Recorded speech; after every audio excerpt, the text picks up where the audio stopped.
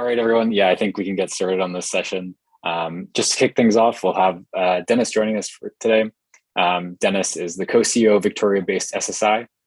He's internationally recognized for his published blogs, articles, and papers, and continues to provide insights on innovative solutions for the marine industry. He's worked hand in hand with industry partners and SSI clients around the world to solve their most difficult business and technology challenges. And he has a huge depth of understanding in both the current and future state of technologies like digital twin, VR, AR, and the business of shipbuilding in general. So thanks, Denis, for joining us today. What are you up to at SSI? And more importantly, where do you see things going with the future of these innovations? Perfect.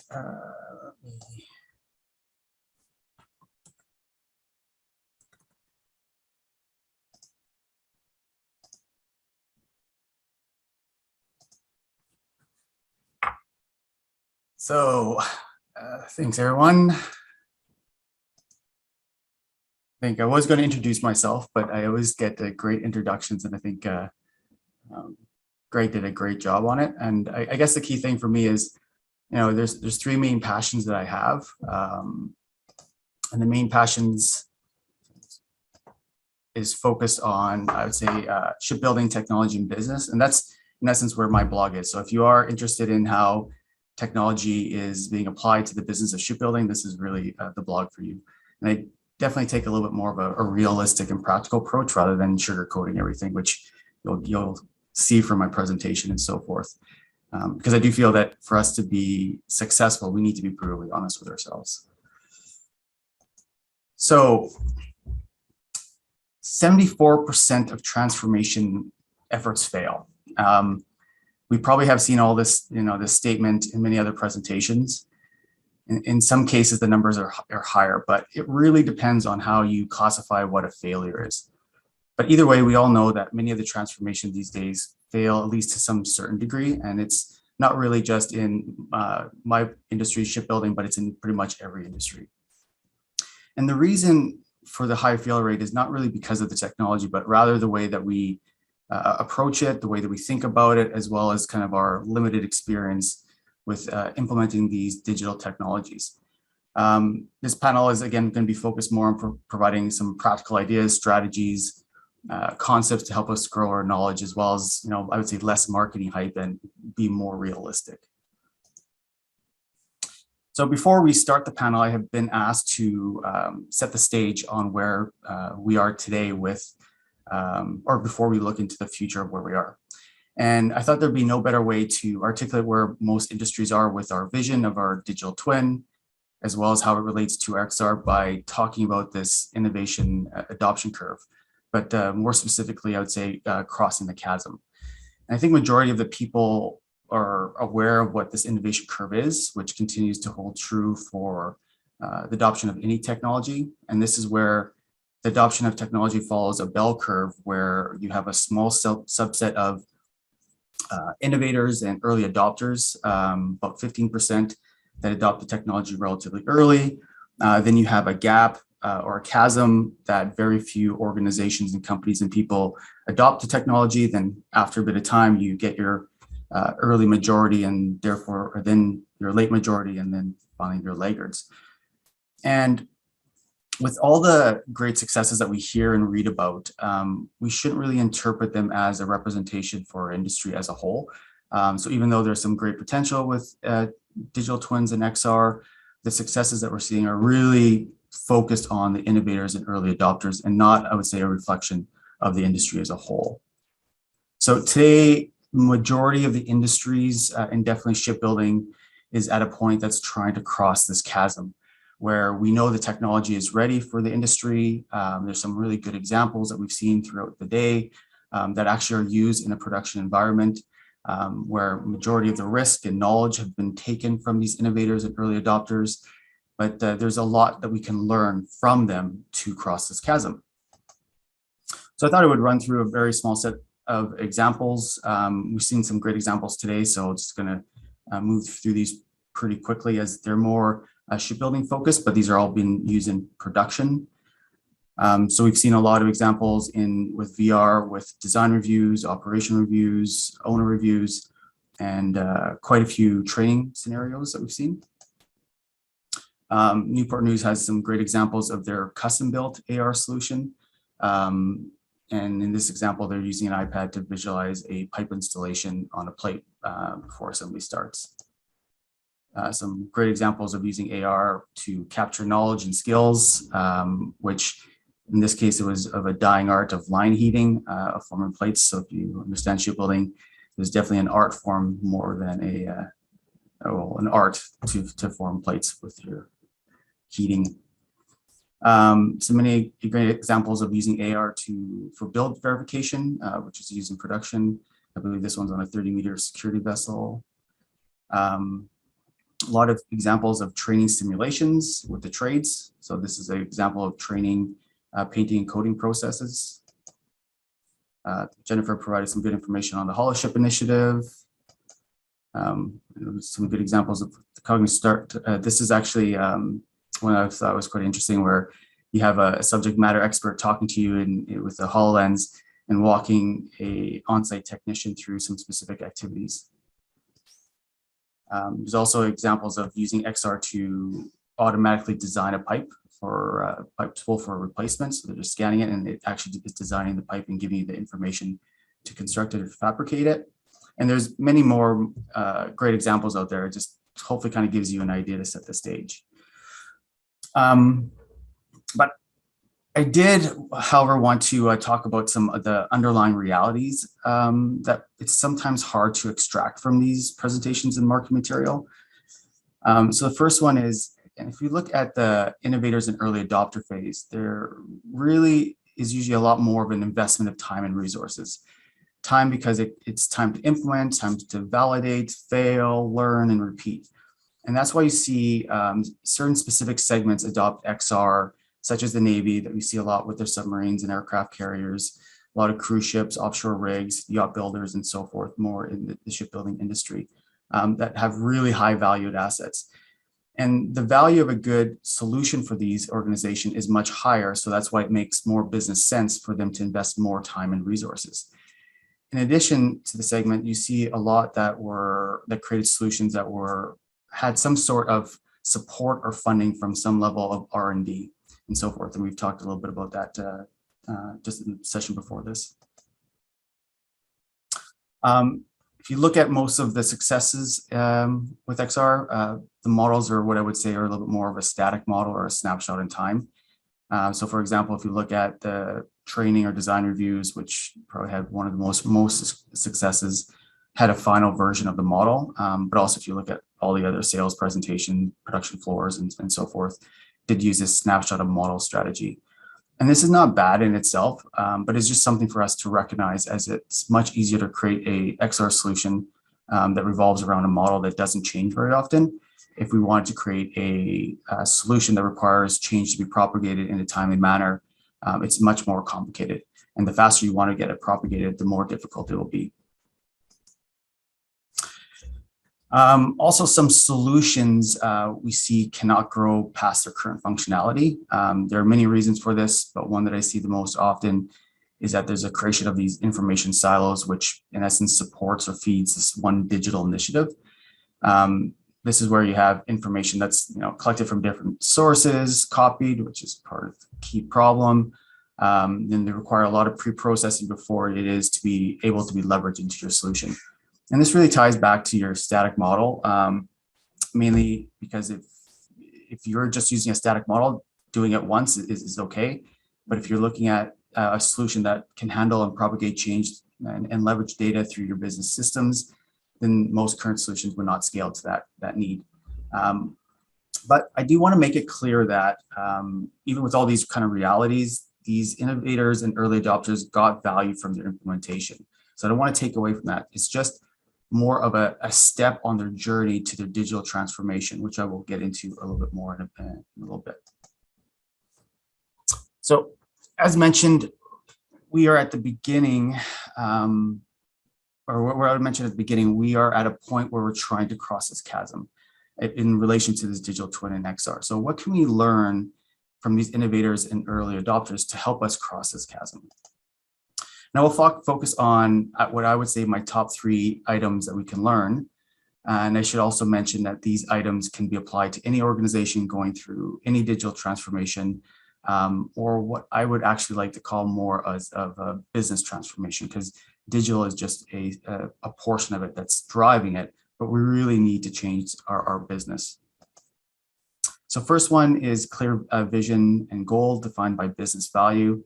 And what differentiated the successful early adopters with the ones that failed was largely how clear the team was on what was needed to be achieved. We're not implementing a technology for the sake of implementing a technology. We are using a technology in the means to achieve some significant business value. And we really need to know how and why, or why and what we are trying to achieve before we can even get into the technology. And with this understanding the value that they needed to deliver, the team was able to focus on what was important, and more importantly, know when to pivot when they learned that their strategies would not work or provide the results that they wanted.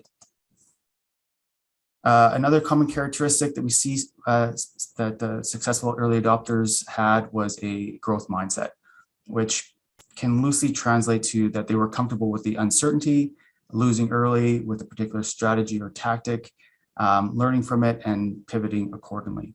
The marketing buzzword is agile, which I'm always careful to use because there's many people that have strong negative feelings about it. However, it's not really agile that's the issue. It's that people say that they're doing agile, which are not. It's like saying I'm healthy because I eat vegetables once a week. And the key growth mindset culture, which is significantly different than how majority of organizations work today, is that you know that you don't have all the answers and you're okay with it and you can learn quickly. And this is why you see the strategy that most have implemented is that they have these small iterations that provide business value. So if you remember the early adopters examples, most were using a static model. And using a static model is not part of their long-term vision. However, it's a great first step in their journey to achieve their vision, but as well as the key thing of providing business value today. So again, not all the value was attained from the first step. However, it was an important first step for their digital transformation. Last but not least is, every single digital strategy that we are considering or even potentially going to be executing will require some digital data and relationships to be consumable. And this is every single digital strategy. And this is why it's so important to make sure that we have our digital information under control. And this could be with an information foundation that can drive all or some of our digital initiatives, including this elusive digital twin. And the more successful early adopters had some level of an information foundation. And this might scare people as they think they need to get a perfect strategy or solution. However, this was not the case. Successful early adopters did not spend too much time to get it perfect, as we all know that perfect is the enemy. But they created a basic foundation that they were able to iterate and build on top of. They also didn't get all their information organized to start. They only focused on the information that they needed to achieve their immediate goal. And then they slowly built up their information foundation, or the information in their foundation or platform with the information that they required for their next iteration. So thanks very much for listening. I do hope that this gave you a useful starting point for the panel, and I look forward for the panel discussion.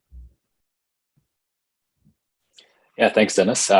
Meiz, Jennifer, Duncan, and Wolfgang, feel free to join back in. And I'd like to kick off the discussion with kind of touching on the key point of Dennis's presentation, the idea of crossing the chasm.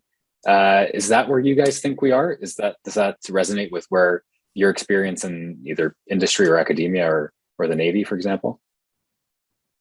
I'll use an analogy, and it's about chasms. It's quite a number of our customers who've come to us and said, how did you get to where you are? We're on the far side already with operational capabilities. And again, I just want to underline one thing, and it's that body of knowledge that we've got here in Canada and best practice. What Meiz has been doing with the Navy as a result of the projects they've been doing.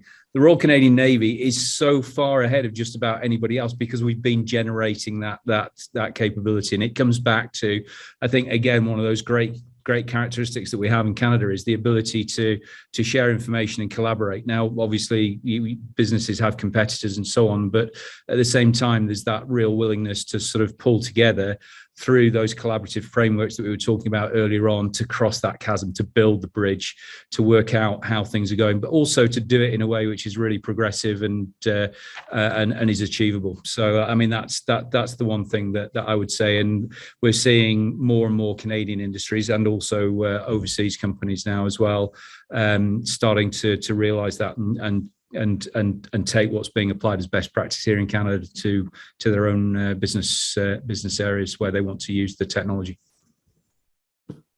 If I may jump in here, I will say, I mean, especially with virtual and augmented reality, I mean, the technologies have been around for a long time. I mean, before I got into research, right? But I mean, I've been researching on augmented reality and virtual reality for well over 2 decades, right? And the technologies, especially since the last, say, 5 years, are now easily available. So a lot of people are actually experimenting with it.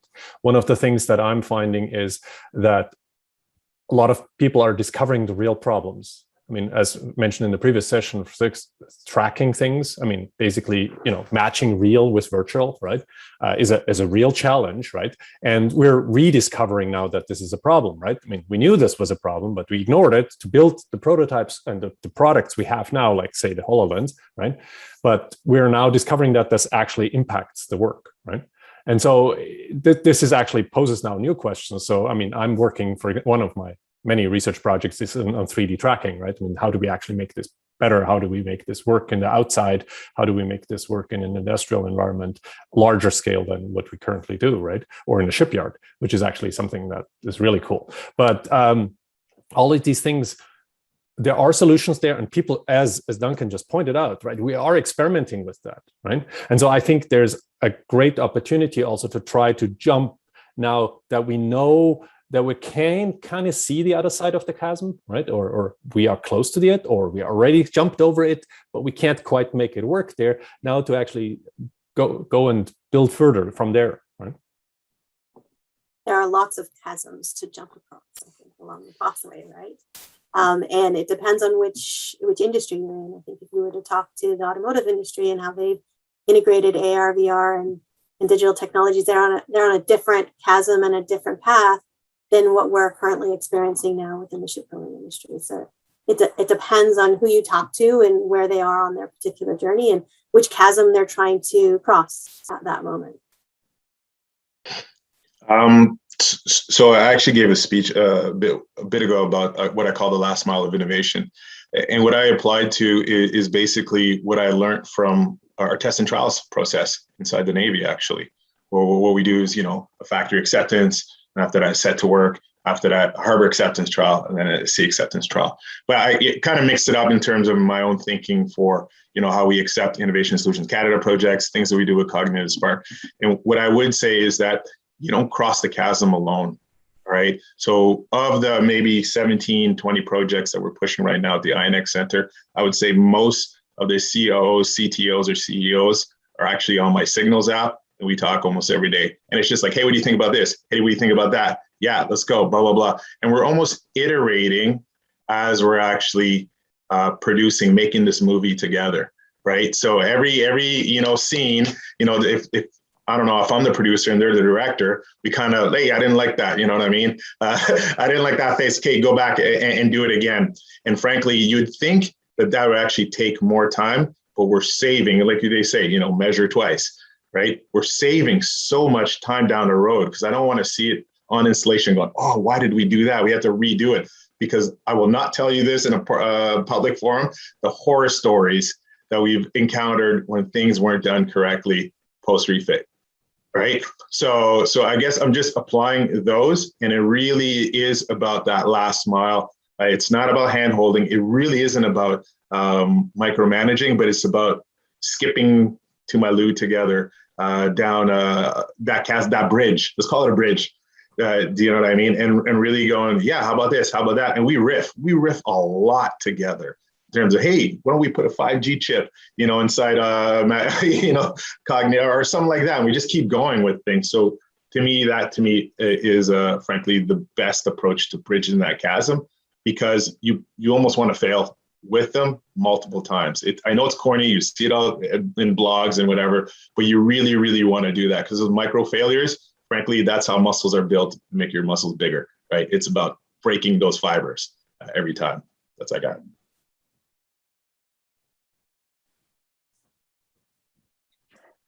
Yeah, I like that idea of the breaking the fibers. I think that's a good analogy for that. Another thing that Denis kind of touched upon, which I thought was interesting, was the idea of defining the goals. And maybe how do you guys define the goals when you're looking at these initiatives? Where do you start? What do you take as that starting point?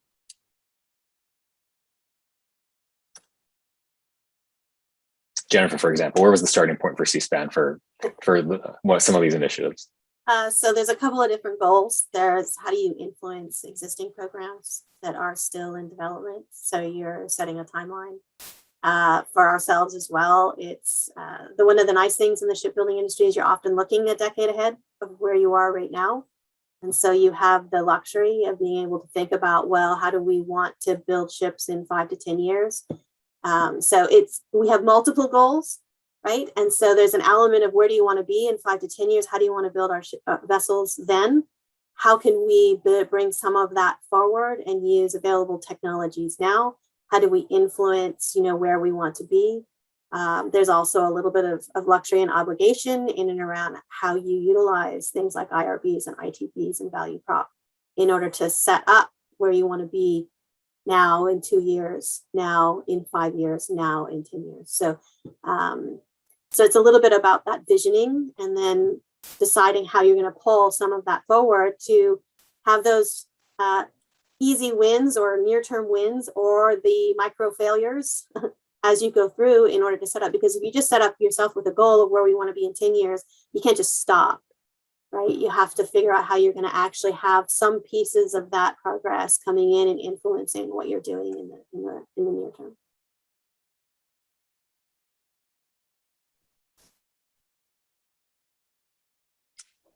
Yeah, I guess we'll jump into the next question here.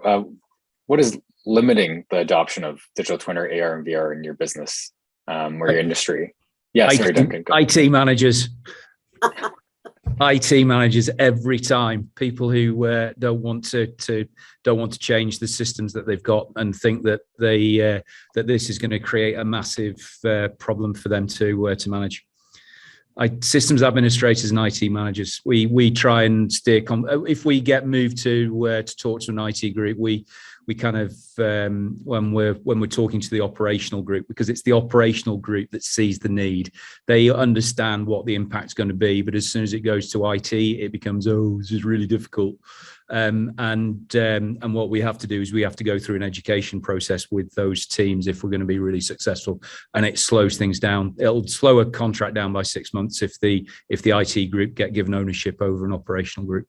I just want to quickly jump on that too for Duncan, because we've learned that the hard way, both in Duncan's program, but other places, is get a champion, number one, for the overall vision. And then after that, ring fence a sandbox around yourself that IT cannot come in like a moat. All right. And then really, and it's a safe place because, we do operate in sort of, sensitive, confidential and classified areas. Right. But then assure people that what you're using is pipes and just really lame stuff that just frankly resides everywhere else. So I would say from that, really create confidence, both from the feasibility standpoint and then also the desirability standpoint. And then after that, let IT in. But yeah, I want to echo Duncan really, because that's, I'll leave it at that. I don't know if I'm gonna, maybe I can ask some questions here initially, but first of all, I think that IT question is interesting, and I think I've seen it, half, or we'll say 3/4 of that's often in essence. And the idea is that because IT has always been thought of as a cost center in an organization. And that whole thing is that means that IT is going to be against the business.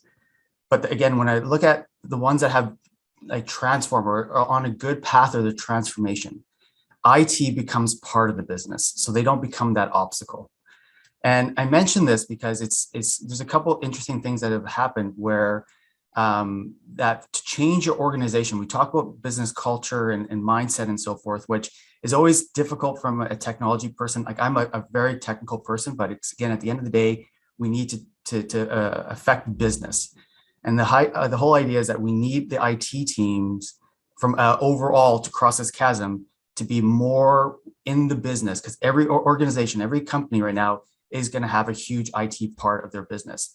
So IT technically has to change their idea of being a cost center versus being part of the business and driving the business. And I think these things that we're encountering now is okay. And I think we're taking side steps to progress it.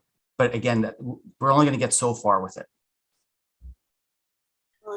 Dennis, that's a far more mature approach. And actually, I'm going to try to mimic that though too as well, because you're right, is really get them on the ground floor. Sorry, Jennifer. It is, but it doesn't solve the issues where an SMB is brought in by a thought leader in a company, and then it's handed off from that thought leader to IT for implementation. We've got a really good example of that in the marine sector, actually, but one of North America's largest privately owned shipping lines. The owner of the shipping line said, "I want this to happen." 8 months later, we were still trying to get this through his IT group. And that internal leadership issue that he has within, an extremely large organization, we can't solve that as an SMB. And that's, it's just a matter of steering that narrative at an early stage to say, right, who is going to be the operational lead for this outside of the IT or systems admin group. Yeah, I'm not disagreeing with what the reality is. I know. Yeah, but yeah.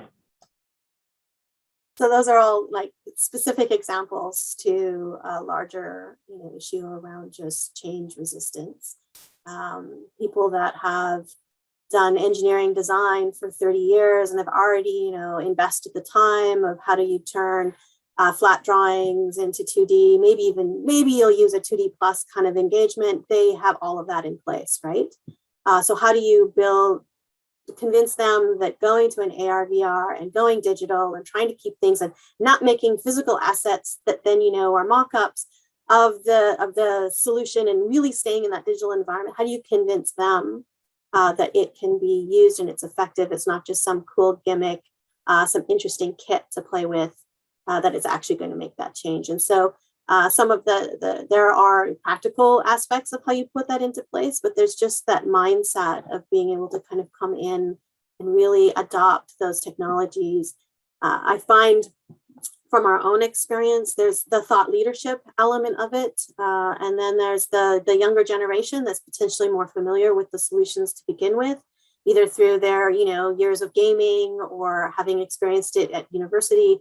They often come in and they want to use those technologies, but you need to bridge between that technology and the actual outcome that they're wanting to build at an engineering level. And so you end up with kind of getting some resistance just in changing the processes that are associated with using that technology, really appreciating the advantages that it brings in. There's a lot of prove it to me again kind of stuff happening in that space as well. So there's a few things that kind of come in and stymie the speed that we'd all like to be able to move at, or that the speed that the technology will allow us to move at versus the speed that our processes will allow us to move at.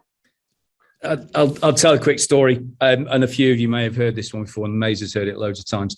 One of the keys to our early success with the Royal Canadian Navy was the fact that we had a user group.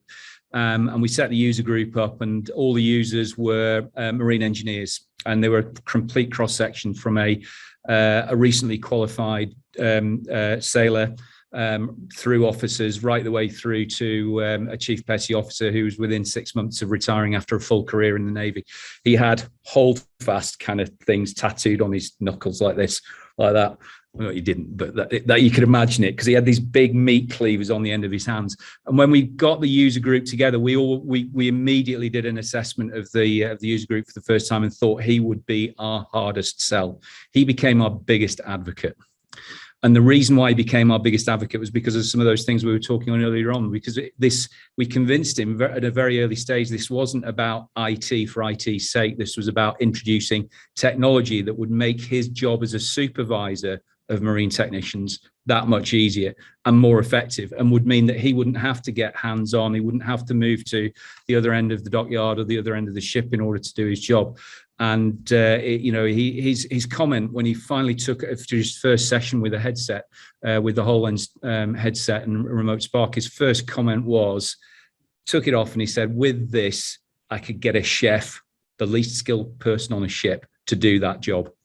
And that, it was that buy-in at that stage of the people who you would think would be the biggest objectors to change is really important, because it's about them and it's about the work that they represent, and in some cases the life that they've given to creating that work environment, whether that's in a shipyard or it's in a power plant or on an oil rig.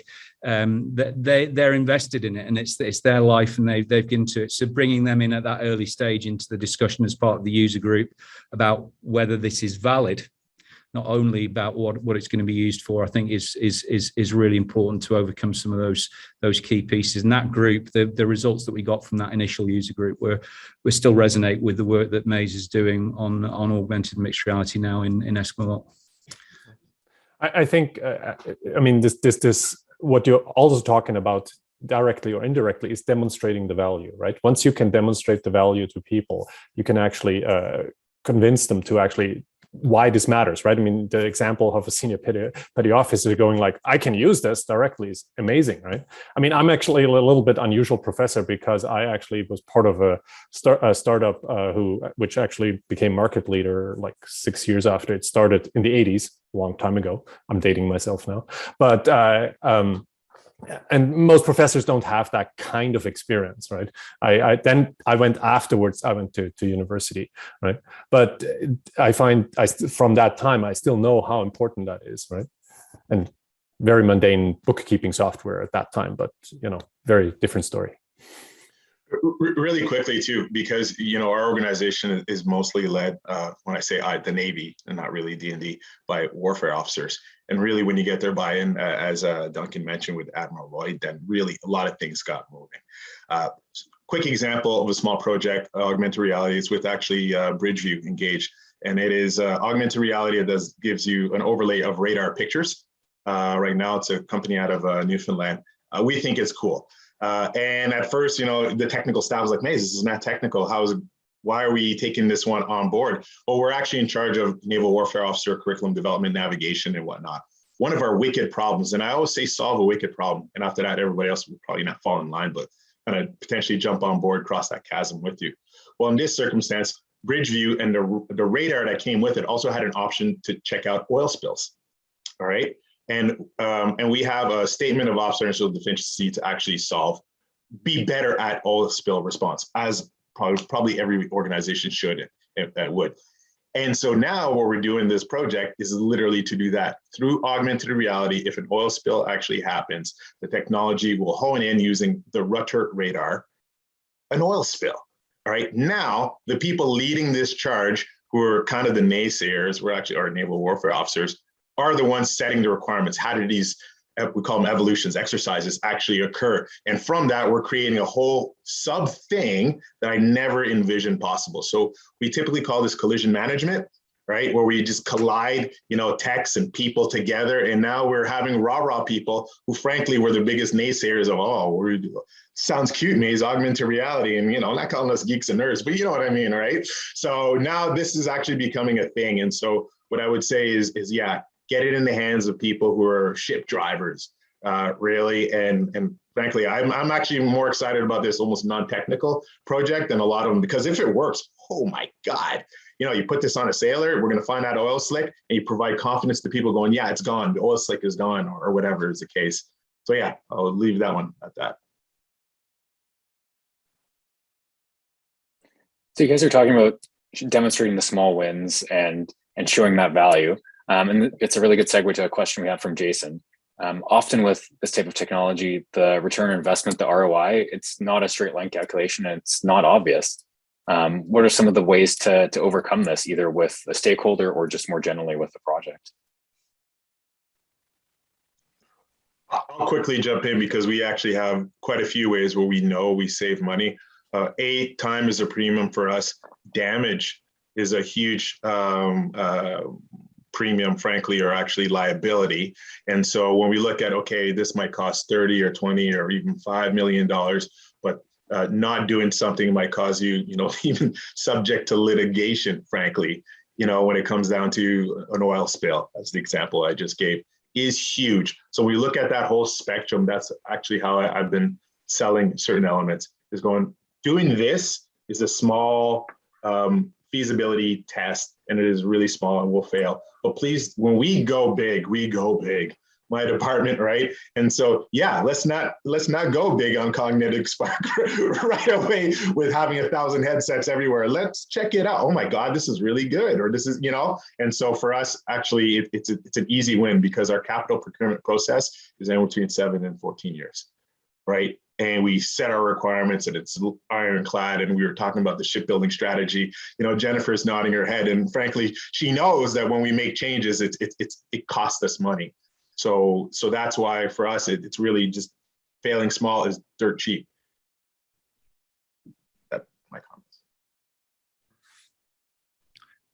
Just want to add to that universities are really good at failing small. That's actually really a specialty for universities, because relatively speaking, our costs are much less. Just pointing that out. And I'll second on the return on investment. I said earlier, finding those wins that you can bring early on those really long tails on return on investment is important.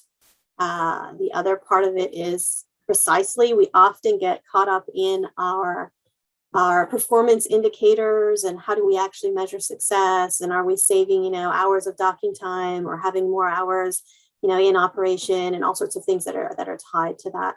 But I often find that it is helpful to then look at the cost of not doing something. And that can often be so much more rewarding than trying to show all the pennies you're going to save and how that adds over, the lifespan of a 30-year vessel and all that sort of thing. But if you can flip it around and say, if we don't do this, here's the labor costs that, are going to be associated with that. Here's the change management costs that are going to be associated with that. And all of a sudden you can start looking at the cost of not doing something rather than just the cost of doing it in the first place. And especially in some sort of critical areas now that we're becoming more socially aware of as well. In that sense, one of the key things that we work on, and Meiz has used one example today of an area where we're working on, which is reducing the requirement of experts to travel to sites. Those sites can be anywhere. The whole concept of what we're looking at today is not just the digital twin in the design and the build stage, but it's also how you use that digital knowledge for the support and sustainment of platforms through their lives. And we've got one client who, it's just a simple one. He knows what the reduction of his flights are, and has seen a 60% reduction in flights. Well, that's a 60% reduction in his GHG emissions. It's simple. It doesn't need to be dollars. It can be so many other things as well. And one of the questions, it was on the last panel, but it sort of didn't get answered. And I'm not sure if Stephen's here. And it comes to that opportunity part that you were just talking about in that sense, Jennifer. And that is the opportunity that we've got to transform our nation, and particularly in terms of knowledge equity and how we get knowledge to the people that really need it. And I know that's a topic in its own right. We could have a complete day session on that. But what we're creating is really great systems that have got a direct application, in this case, into the national shipbuilding strategy. But the spin-off opportunities for us as a nation is phenomenal, and that's part of the reason that's driven us to really get our systems up and running in the high north. It's how do we get that knowledge into people who don't have access to secondary and tertiary education, or to do a professional course. It means they have to leave, their home community for the first time, and so on. So those kind of things, I think they're in the background as well. And I know that's a sort of social thing, but it's reflective of a whole number of issues that face, that face us as a nation. That retiring, I refer to it as the Silverson Army. I'm part of it. I will retire in the next few years. I take all my knowledge and expertise. I really don't have much expertise, but I take it all with me when I go. And we keep talking about it. We keep saying it's going to be an issue, but how do we collectively as a society grab hold of these technologies and apply them not just to what we're talking about today, but to how we can improve our society as a whole for the future, and make it more resilient, make it more robust, and like I said, address the issues of knowledge equity for those who've not had access to that in our remote, rural, and First Nations communities. That's it. Vote for Duncan.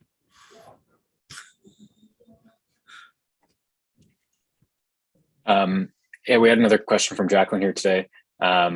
She's asking, if you were building a company now, what area would you focus in? So to narrow it down a bit, what are, in terms of VR, AR, mixed reality, what's the most promising area you're seeing, or you think will be the most promising in your industry, for example,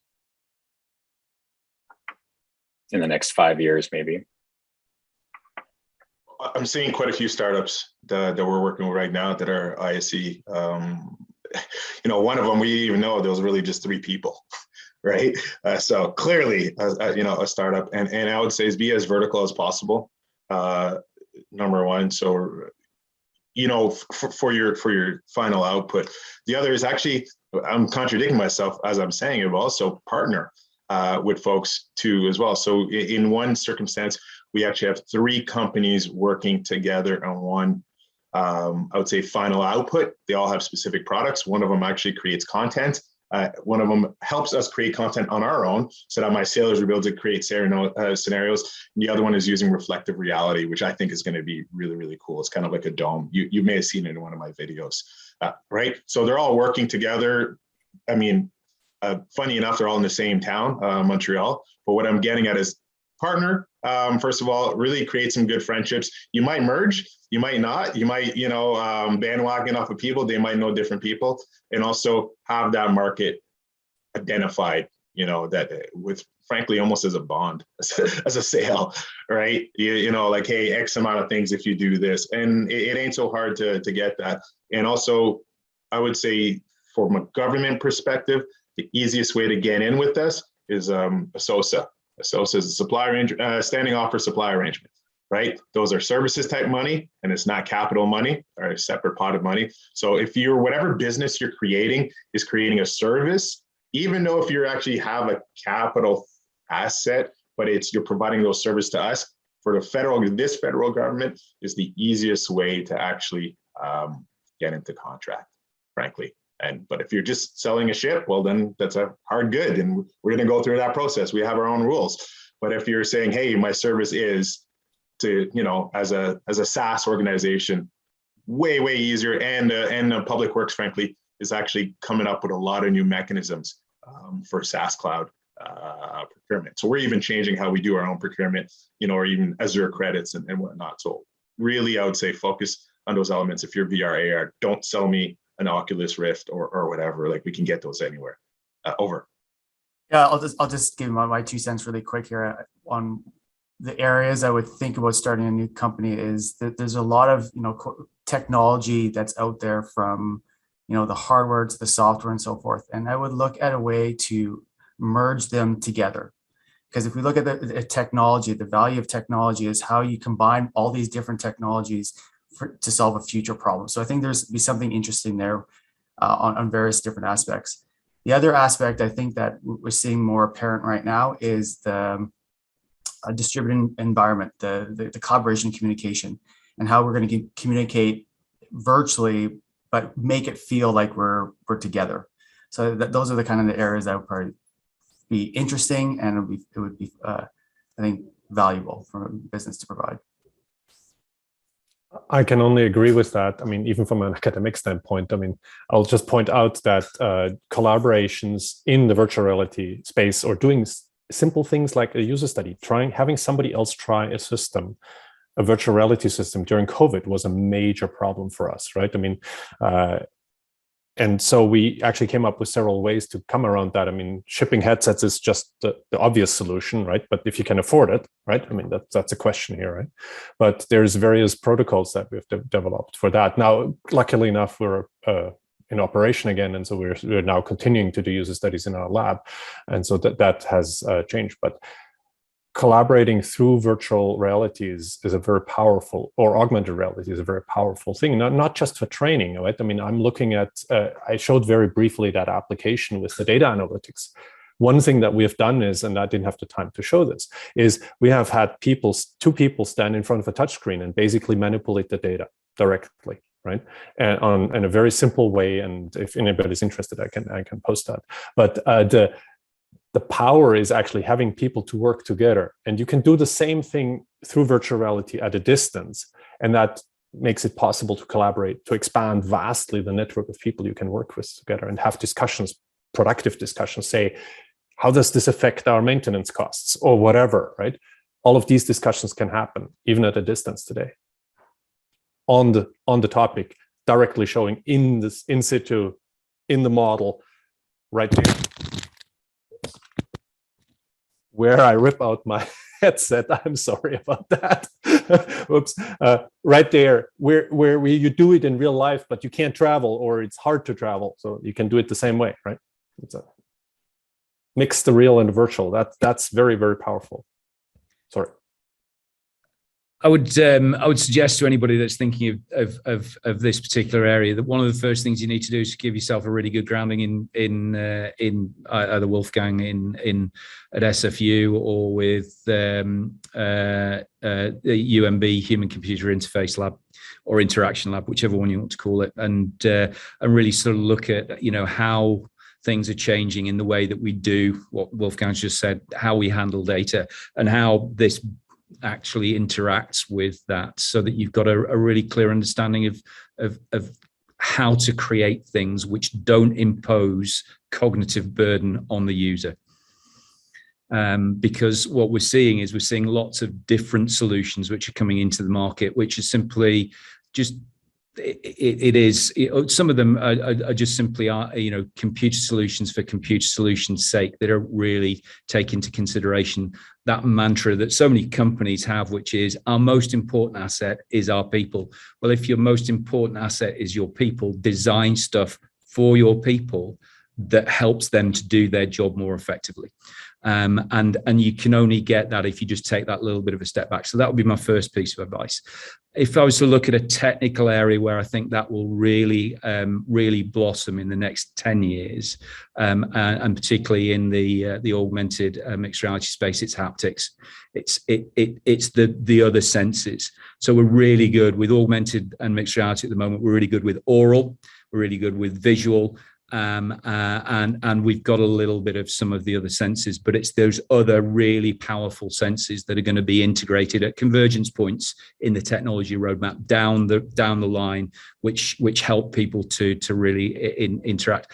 And I don't know what those are at the moment, but I know that's an area where there's going to be, whether it's sensory gloves that give you a feedback when you're doing things in an augmented reality environment, or whether it's additions to oral guidance and so on. So that's the kind of areas where I would say from an easy reach perspective, and then the big area is going to be how we start to handle a massive amount of data to bring it into the augmented mixed reality space and make sure that it doesn't become overpowering again. It's not just about the user interface; it's also about how much data you're trying to give people for them to ingest as well. So handling of the data as well. Those are the areas that I would suggest. Really quickly on that, Duncan, we did drop 3 haptic projects because it just wasn't there. Right, it was just too cumbersome. So if anybody was starting, if it's an emerging field or whatever, for training purposes, we were looking for it. We're still looking for it, and frankly, we've just been disappointed every time. We're like, hey, not ready yet. Park it. It's in the back of our mind. Yeah, I get a lot of feedback still from my colleagues who are still in the British Army, and on the virtual reality training side, or some of it a little bit augmented reality side. They say it's great for training soldiers, for instance, but when you take soldiers that have been run through programs where they learn in a virtual reality environment and then put them into the real environment of training, so it's a live training. They just can't cope. The muscle memory in particular, and the triggers that they need in order to be able to do their tasks effectively simply aren't there.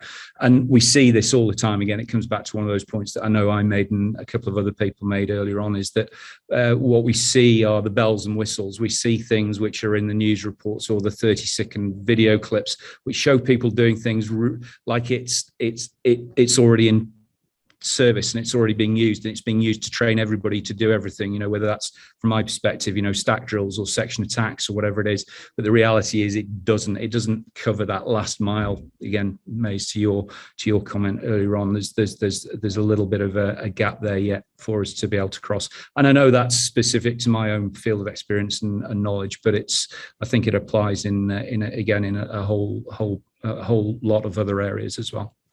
And I would say it's replicating scenarios that are difficult for us to replicate, at sea or in an operational setting. So we're in contract for, a rib trainer, but for heavy sea states, right? And we don't even know if it's going to work or not, frankly. But if it does, we think A, it's going to be the coolest amusement ride, but B, really provide those scenarios and that sense of unwellness, so that when the sailors go to sea for the first time, they're not learning it for the first time. We have situations that is actually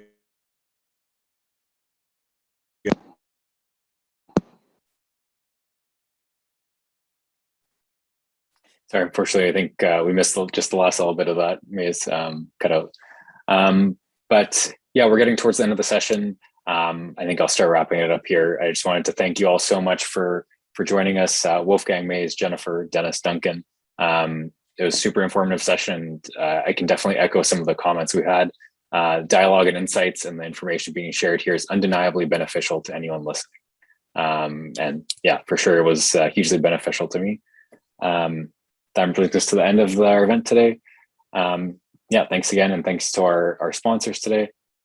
Just in summary, as Canada augments its skills and capacities in this realm, we hope this is the first opportunity to many of you to bring the conversation together and kind of unify what we've all been talking about separately, and bring ourselves even more aligned onto the same page. Thanks to the Canadian GovTech community for organizing the session, and thanks to Seaspan, SFU, SSI, Cognitive Spark, and the Government of Canada for participating. If you registered for the session, for the event, stay tuned for information on the upcoming sessions covering other areas of Canadian defense and GovTech. And the best way to keep track of these sessions is by following the Canadian GovTech group on LinkedIn. I've been Greg Galanian from SSI, and thank you so much for watching today. And thanks again to everyone who's participated. It was great for me, and I hope you all enjoyed it.